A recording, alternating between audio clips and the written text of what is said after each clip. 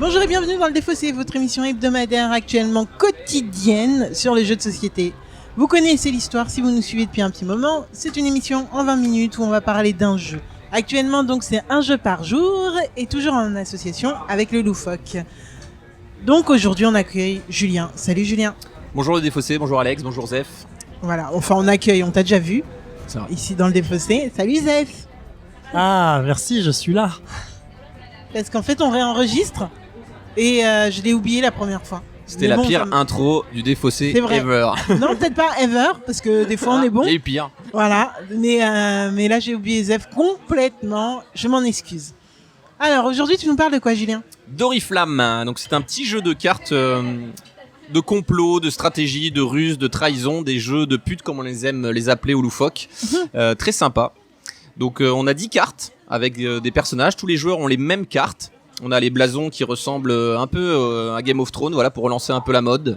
En noir ici, on a un peu qui ressemble au Greyjoy, en vert les Targaryens, enfin voilà.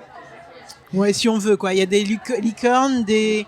Ah si, regarde en rouge là, c'est les Lannister et tout. Ouais, pourquoi pas. Ça ressemble. Bref, toujours est-il, c'est qu'on a 10 cartes avec des personnages sur nos cartes et on a les mêmes 10 cartes. Le but du jeu va être de sélectionner un personnage, de le mettre sur une frise, voilà. Le premier joueur va choisir la direction de la frise grâce à un jeton qui est une lance. Donc la lance indique la direction.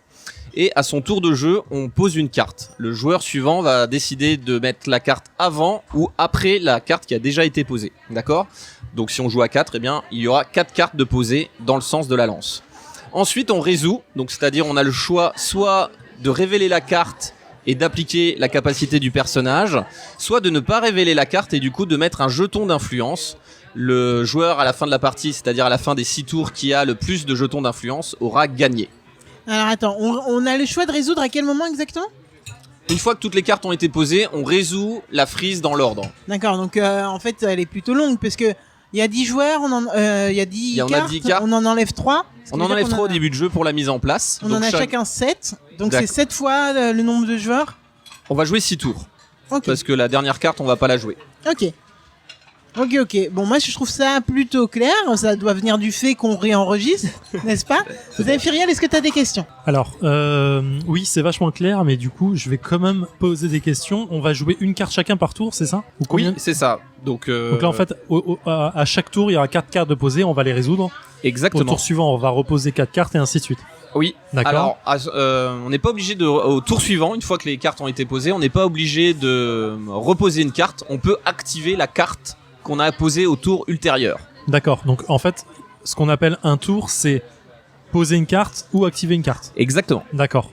Donc, en fait, à la fin de tous les tours, d'accord, et je vais y venir sur la fin de partie, on va avoir toutes nos cartes posées en une seule frise. Alors oui, sauf que... sauf les cartes qui sont défaussées, voilà, mortes, il y a des cartes qu'on va tuer, il y a des cartes qu'on va jouer. Le problème aussi, c'est que quand au tour, encore une fois, les tours suivants, si on décide de poser une carte, on la posera sur notre carte déjà posée. Donc quoi qu'il arrive, il y aura toujours que 4 cartes de posées sur la frise. On pourra pas, si tu veux, là les 4 cartes des 4 joueurs sont posées. À mon tour de jeu, si je rejoue, je pourrai pas poser une 5e carte. D'accord, mais tu as combien d'actions par tour ? Une seule ? Une seule. Donc soit j'active la carte que j'ai posée. Oui. Au tour d'avant, soit soit je pose une nouvelle carte. D'accord, ok. Et soit je mets un jeton en disant je ne peux pas encore l'activer. Exactement. D'accord. Ok.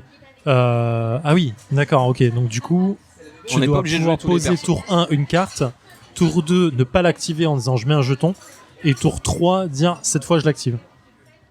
Oui, alors un tour c'est une carte et décider d'activer ou non la capacité. Ah d'accord, ok, c'est là où j'étais pas clair. Ouais, c'est ça. D'accord, ok.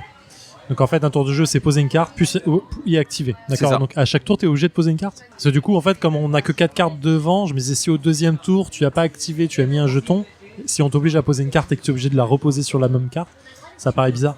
Mais c'est moi qui suis peut-être trop précis sur le terme. Peut-être qu'en jouant, ce sera beaucoup plus simple. J'essaie de meubler parce qu'en fait, ils regardent les règles. Ça marche ou pas ? On a l'impression. Hein. En tout cas, visuellement, je vais venir tout de suite sur le visuel du jeu. J'aime beaucoup. Je sais pas ce que tu en penses, Alex. Alors, moi, j'avais que les 2 des cartes sous les yeux depuis tout à l'heure. Donc, on va dire que je préfère les 2 des cartes que la face des cartes, tu vois. Oui, c'est ça, Zef. Hein. On pose une carte à chaque tour de jeu. Ah, donc en fait... On jouera 6 cartes. On jouera 6 cartes, donc t'es pas obligé de commencer ton action ton tour de jeu par poser une carte. Si. Première phase de jeu, on pose une carte. Deuxième phase de jeu, dans le même tour, on décide de révéler la carte ou de mettre un jeton d'influence dessus. Donc en fait, si tu mets un jeton d'influence, tu sais que tu n'activeras plus du tout la carte du jeu. Si, parce que si tu l'actives à un tour suivant, tu vas récupérer tous les jetons d'influence que tu as mis dessus au tour précédent. Comment tu peux l'activer si au début du tour suivant, tu es obligé de poser une carte?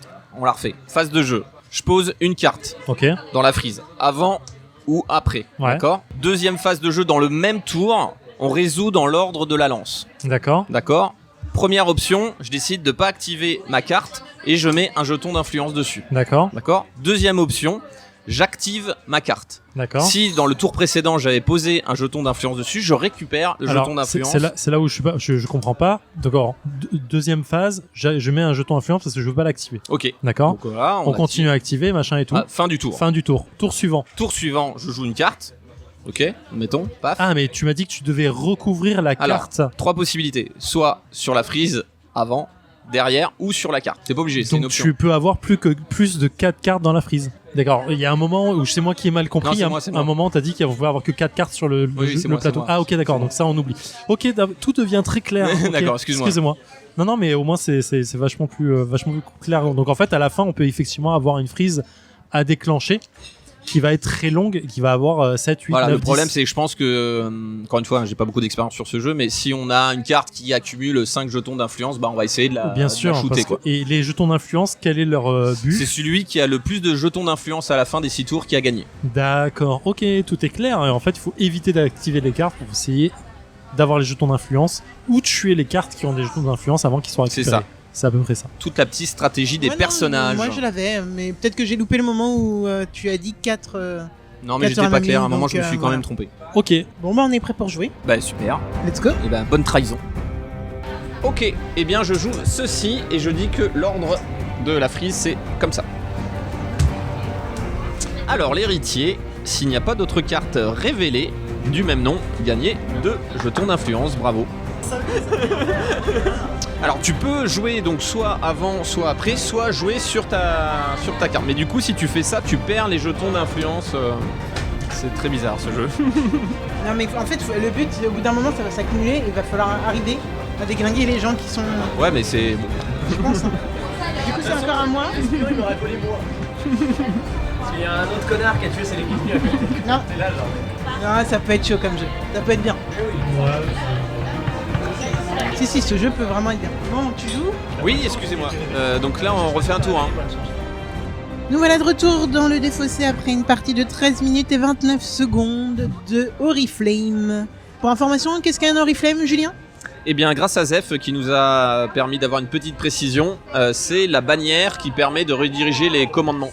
Alors, qu'est-ce qu'on a pensé de ce jeu, mon très cher Zef ? Alors... Comment expliquer ce jeu Alors, je vais essayer de ne pas utiliser des superlatifs, mais rester simple. Je ne me suis pas du tout amusé.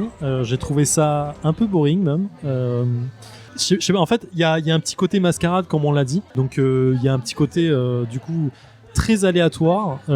Sur ce genre de jeu qui se veut un peu stratégique, avec des cartes qui se disent stratégiques, du coup... Je trouve ça complètement illogique et du coup je me suis pas du tout amusé.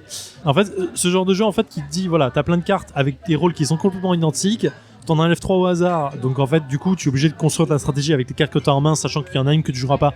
Donc de base, c'est vraiment une construction de stratégie rapide avec ce que t'as en main, ça c'est logique, c'est pas mal. Le truc c'est que en fait comme tu ne sais pas du tout ce que mettent les autres en place, comme tu sais pas du tout s'ils vont l'activer ou pas, comme tu ne sais pas du tout quel rôle il va y avoir à tes côtés ou pas du tout dans le jeu, bah en fait du coup tu construis une tactique sur l'aléatoire, donc c'est une forme de comment on appelle ça, d'anticipation, enfin de jeu d'anticipation on dit déjà comme Room 25, comme Colt Express, de programmation, merci. Sauf qu'en fait bah tu peux pas programmer du tout ce que vont faire les autres, et donc du coup c'est au petit bonheur la chance quand tu révèles ou pas ce qui va se passer. Parfois tu vas révéler un truc, bah, tu vas tuer toi-même ton propre personnage, tu vas prendre dans la même partie tu vas te faire tuer 3 persos, bah en fait tu peux rien faire du tout. Donc du coup je peux comprendre qu'on trouve ça fun, mais en vrai là par exemple j'ai un peu comme Tim qui était avec nous, j'ai eu 4 personnages morts, donc j'ai un peu subi le jeu et en fait du coup je me suis pas amusé, et pourtant je suis pas dans les derniers. J'ai 12 points, Alex gagne avec 14 points, on est deux à 14, oui pardon, avec Julien qui a 14 aussi, et du coup je me dis en fait j'ai pas mal joué, mais j'ai pas l'impression d'avoir bien joué pour faire 12 points, donc juste c'est complètement aléatoire du coup. Et ce On côté n'a pas de aléatoire, plaisir à prendre les points, je trouve. t'as aucun plaisir à prendre les points parce que t'as pas stratégisé autour en disant ah c'est bon j'ai réussi à prendre ça. Donc non, c'est pas du tout le genre de jeu que j'aime. Désolé. Julien, comme c'était à peu près ta première partie, toi aussi, vas-y. Oui, c'est vrai, hein, c'était une découverte. Je connaissais pas le jeu. Moi, je suis très déçu parce que sur le papier, je trouvais ça vraiment très cool. Le matériel est vraiment bien. Il y a le côté effectivement complot qui fait penser. Enfin, voilà, des jeux de trahison assez rapides, dynamiques. Et en fait, je suis d'accord avec Zef, c'est-à-dire il y a le côté brouillon de la frise. Je trouve ça assez perturbant de pas pouvoir se placer en fait entre les cartes. Du coup, c'est soit la dernière, soit la première. Et du coup, moi je trouve qu'on n'a pas trop d'influence sur les cartes du milieu. Il y a ce côté, bah oui, on sait qu'il a joué une carte embuscade, on sait qu'il va jouer ça. L'héritier est un peu difficile à protéger. Alors peut-être qu'on a mal joué parce qu'on connaît pas le jeu aussi. Je sais pas, mitigé et pas convaincu. Alors, écoutez, moi j'ai pas du tout le même avis que mes camarades, donc c'est plutôt cool, vous aurez des avis différents ce soir. Alors, j'ai bien aimé, moi, au contraire, le jeu, même si je suis d'accord avec Julien dans ce regret de pas pouvoir placer la carte où on veut, sur la frise. Cependant, il y avait quand même une carte qui permettait d'aller tuer qui on voulait, où on voulait, donc je trouvais ça intéressant. Et au niveau de la programmation, je trouvais que c'était assez probant quand même ce que retournait chaque personne. Après, à 4, c'était peut-être un peu plus compliqué d'essayer de voir ce qui avait déjà été défaussé. Et en effet, il y en a 3 qui sont déjà laissés sur le carreau, donc voilà. Mais en tout cas, à chaque fois que les gens ils accumulaient des pièces, tu te disais, ça faut shooter. Ok, il y avait une embuscade. Ouais, mais faut shooter, tu peux pas y aller en fait. Si tu peux, il y a une des cartes mais qui si te permet tu l'as d'aller pas, shooter. parce que tu défausses Ah des oui. cartes au début. Non, mais En ça, fait, si on au est début d'accord. du jeu tu défausses l'assassin, l'archère et le soldat, t'as aucune carte qui peut tuer. Et du coup, tu te retrouves à subir le jeu, 2 à attendre de faire des points avec des cartes éventuellement qu'on va te tuer. Donc il faut les. Enfin, en fait, c'est du hasard sur une somme de hasard. Après, comme on l'a dit, tu peux utiliser les autres. Parce qu'à un moment, on l'a dit, moi, vous auriez pu laisser une carte qui m'aurait tué moi-même. Enfin, tu vois, il y a d'autres moyens de faire. Je pense que là, on s'est assez braqué rapidement sur le jeu, je trouve, et qu'on lui a pas donné le full potentiel. Enfin, on lui a pas donné le full. Le problème, c'est qu'on n'a pas le temps d'établir une stratégie parce que les parties sont très très rapides. Ben justement, du coup, ça te permet d'en faire plusieurs à la suite, de les enchaîner et de te dire ah ouais, j'aurais pu faire ça. Et pour moi, c'est un jeu qui, comme Mascarade, tu vois, ça peut être très très vite relou. Par contre, ça peut très très vite aussi être plus stratégique que ça ne l'est actuellement. Et donc voilà, il y a aussi une dynamique qu'on n'a pas fait du tout, et ça faut quand même le noter. Oui, c'est vrai. C'est mettre les cartes par-dessus les autres. Donc là, on peut pas dire que le jeu. Enfin, moi je trouve On n'a pas assez exploré le jeu. Je pense qu'on lui a pas laissé assez sa chance et qu'on l'a pas assez exploré pour dire que le jeu est nul. Moi, je lui redonnerais bien sa chance parce que je trouve que c'est le petit jeu. Le matériel est superbe en tout cas. Mais voilà. Et puis ça se joue tellement rapidement que ça serait con de pas y retourner en se disant voilà, là je tente autre chose. Pour moi, en tout cas, c'est un jeu qui gagnerait à être rejoué au moins 2-3 fois, juste histoire de se dire je tente différentes stratégies sur ce peu de cartes qu'on a pour voir si vraiment, en effet, ça ne vaut pas le coup du tout ou pas. Moi, je me suis bien amusé. À la Mascarade, c'est petit, c'est con, j'ai pris plaisir à shooter et Zéphiriel et Tim. Donc voilà. En tout cas, je pense que plus on y joue, plus on maîtrise les petites subtilités du jeu, effectivement. Ouais, alors effectivement, on a une petite coupure qu'on n'a pas entendue forcément au montage, mais il y a une subtilité de règles qu'on n'a pas joué du tout, parce que pas vu correctement. On peut recouvrir nos propres cartes des autres cartes donc qu'on a déjà placées, ce qui donne en fait un effet de venir poser au milieu qu'on n'avait pas au début. Et effectivement, si c'est des cartes qu'on peut défausser, c'est-à-dire qu'on va double activer et la carte du dessus et la carte qui était en dessous si elle était révélée. Donc en fait, ça peut donner ce côté stratégique qu'on n'avait pas sur cette partie du test.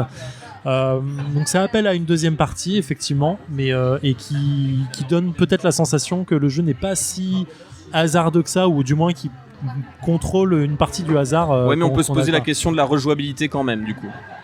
Oui, effectivement, je pense qu'il y a des tactiques qui vont vite tourner simplement parce que gagnantes et qui vont vite se mettre en place. Mais je pense que ça demande. C'est un jeu que tu joues avec des noobs en fait, enfin que tu renouvelles ton paquet de joueurs au fur et à mesure pour pouvoir justement renouveler la stratégie des gens. Donc voilà quoi. Je pense que oui, comme un Mascarade justement, il y a une rejouabilité qui est pas forcément là. Après là, j'essaye de meubler le temps de regarder le coût du jeu. Voilà, un petit jeu à 15€. Oui, on peut pas lui demander une rejouabilité infinie, je pense. Est-ce que tu nous as fait Wish Wiki ? Alors on a dit que c'était 2 à 5 joueurs, je crois. Non, 3 à 5, donc on peut pas jouer à 2. 20 minutes, 10 ans et plus. Et c'est un jeu édité chez Studio H par Adrien et Axel Essling. Très bien. Moi, je trouve que le matériel est vraiment bien. C'est un jeu de cartes, quoi. Enfin, je le trouve normal. Pour un jeu à 15 balles, ça ne m'étonne pas. Donc, parfait. Merci beaucoup, Julien. Mais merci à vous. Je pense que Zéphirien, on se retrouve demain. Je crois que c'est le cas, ouais. Très bien. Du moment que t'es pas dégoûté par Oriflame et que tu reviens, ça me va. Ok. Bon, bah, à demain et en attendant, jouez bien. Bye.